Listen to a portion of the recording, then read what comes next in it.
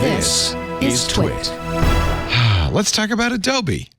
Another pain point for you, Brian. Another issue that the users were upset about. Adobe sprung a new eula on people. I've never actually. It's been a while since I've seen so much outrage from photographers and artists, people who use the Adobe Creative Cloud. This story from Mike Worthley and Malcolm Owen at Apple Insider. Adobe's new terms of service unacceptably gives them access to all your projects for free. Adobe says it's made some alterations to 4 sections, and then a pop-up appears, and you cannot continue on to Photoshop or InDesign or Lightroom or any of your Adobe or Premiere, any of your Adobe products without agreeing. It's kind of they got you by the. I haven't actually opened Creative Cloud since I saw this story. Oh, but go ahead. Let's see. Oh, yeah, right. But actually, I will do that as I'm saying this. Yeah, I'm curious. But that's what. All right. That's what people were complaining about. Is that like, let's say you get hit by this, and the language says. The way that it was originally worded, it sounded like, oh, by the way, anything you create in Adobe Cloud, we can own it in perpetuity, and you can't continue to use it unless you agree to it. So, like, a lot of people were like, well, I can't follow this step. By the way, keep talking while I try to bring this up. So the 4 sections include Adobe has, quote, clarified that we may access your content through both automated and manual methods, such as for content review.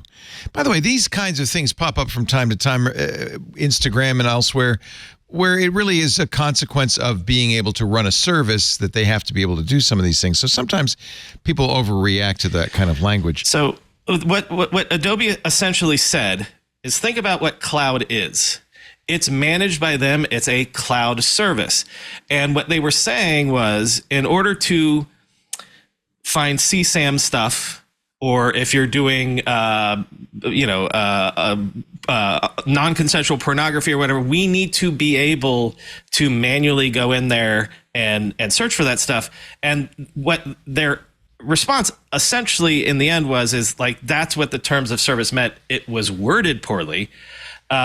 I did not get the pop-up. I wonder why. Okay, so the pop-up, people have reported, and is reported as Apple Insider says, further tells users that by closing the window, they cannot continue to use Adobe apps and services, and offers a single blue button to accept and continue, agreeing to the conditions. Maybe you already agreed to it, you forgot.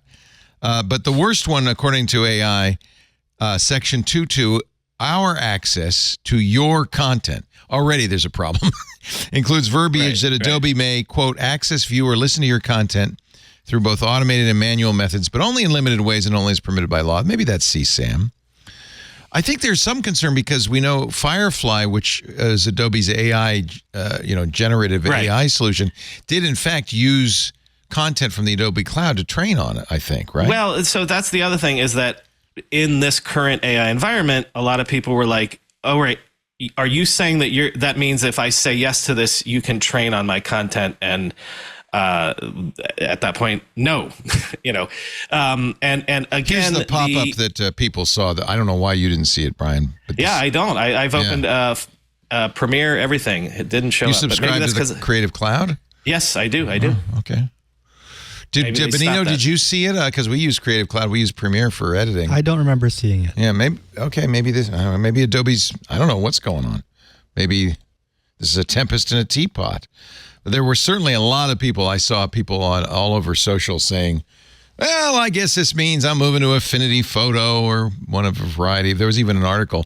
All the replacements for your Adobe apps out there. So in the end, their comment was, Adobe does not train Firefly Gen AI models on customer content. Firefly generative AI models are trained on a data set of licensed content, which, by the way, I would argue, Leo, as far as I know, they've never trained on Adobe was always very careful to say that it was either public domain or licensed content. Creators, that was one of the things creators really approved of from Adobe. So the first statement that Adobe issued was, Adobe accesses user content for a number of reasons, including the ability to deliver some of our most innovative cloud-based features, such as Photoshop neural filters and remove background in Adobe Express, as well as to take action against prohibited content. Adobe does not access, view, or listen to content that is stored locally on a user's device. Note, however, there's nothing about training AI. Thursday night, Adobe clarified. Access is needed for Adobe applications and services to perform the functions they are designed and used for. This is the cloud, right? Opening and editing files for the user, creating thumbnails, or a preview for sharing. Access is needed to deliver some of our most innovative cloud-based features, such as Photoshop neural filters, liquid mode, or remove background. I hate it when they put promotional copy in explanations. That's a mistake, Adobe. Stop it. It's not innovative. It's just a service. For content processed or stored on Adobe servers, Adobe may use technologies and other processes, including escalation for manual human review to screen for certain types of illegal content like CSAM or other abusive content or behavior. And then they specifically say, quote, Adobe does not train Firefly Gen AI models on customer content, and this is probably the most important, Adobe will never assume ownership of a customer's work. So is this just another case of people getting all upset about nothing? Well, I wouldn't say that, because I think that people are right to be very defensive in this. Everyone's selling our stuff to train AI models. But again, what this was about was the Adobe Cloud portion of it, right? So that if you are making bad images and you're uploading it to their cloud, they're saying the government might come to us and in the same way that they would come to Google or whomever to say there might be some CSAM or terrorist stuff in there. I think that's what the terms of service was. The problem is that it's completely tied to a creative product, which is like, so you're saying that my content, you're going to scan it every time? Well, they're saying if you're uploading it to our cloud, we have to, and that's why the terms of service were changed. Isn't this why Apple got a lot of heat for proposing something similar? I guess it was because it was on your device that Apple got the heat. I mean, every cloud provider does this, I believe.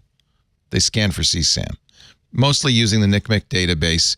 They're looking for hashes, matching hashes, as opposed to actually looking at your images. That's why they say we escalate to human intervention sometimes, and that's if it matches, if the hash matches. If our algorithm says it, then right. We'll send it to a human. And right. And by the way, if you think about it, Adobe is like literally the front line of that. Right. Like if you're creating bad content like that, where are you going to do it? Right.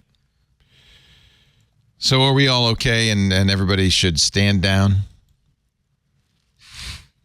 No, I would say in this AI moment, always be wary of the terms of service in terms of where it, be it Reddit, be it Adobe, be it Apple, eventually, be it comments on the New York Times. They're going to sell your stuff to train AI probably tomorrow. Yeah. Hey, thank you for watching this little snippet from our big show, the News Roundtable This Week in Tech. I'm Leo Laporte. Each week we cover the week's tech news, in-depth analysis, but it's also fun and engaging. You'll find it at twit.tv along with all of our shows. And if you want more, just hit the subscribe button and we'll be sure to bring you a lot more great content. Thanks for listening.